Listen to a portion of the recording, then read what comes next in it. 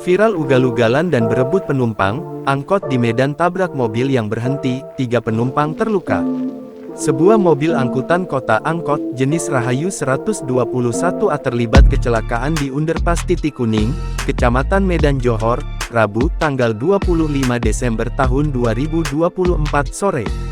Angkot yang dikemudikan Arya Saparman, 45, menabrak sebuah mobil pickup yang sedang berhenti, tepat di atas jembatan. Akibatnya, 3 penumpang angkot yang berada di dalam luka-luka hingga terpaksa dibawa ke rumah sakit. Ketiga penumpang yang luka ialah Irwansyah Panjaitan, 60, warga Jalan Ar, Hakim, Gang, Langgar, Medan. Irwansyah luka lecet di kepala dan sempat dirawat ke RS Mitra Sejati.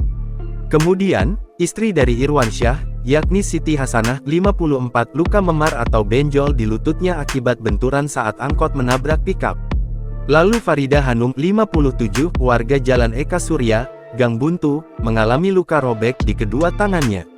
Kanit Lantas Polsek Delitua Ibda Herbert Nababan mengatakan, kecelakaan bermula pada Rabu tanggal 25 Desember tahun 2024 sore sekira pukul 15 waktu Indonesia Barat, saat 2 sopir angkot sesama nomor 121A saling salip dan kejar-kejaran demi penumpang melaju kencang.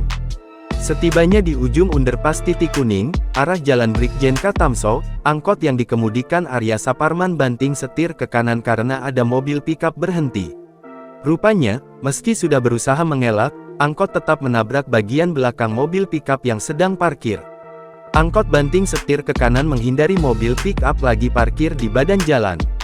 Karena tidak terelakkan sehingga menabrak sudut belakang mobil pickup dan terhenti di trotoar jembatan, kata Kanit Lantas Polsek Delitua, Ibda Herbert Nababan, Rabu, tanggal 25 Desember tahun 2024. Polisi telah melakukan olah tempat kejadian perkara (TKP) di lokasi dan mengevakuasi angkot.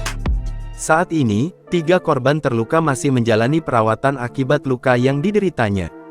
Mobil angkot mengalami kerusakan bagian samping dan belakang.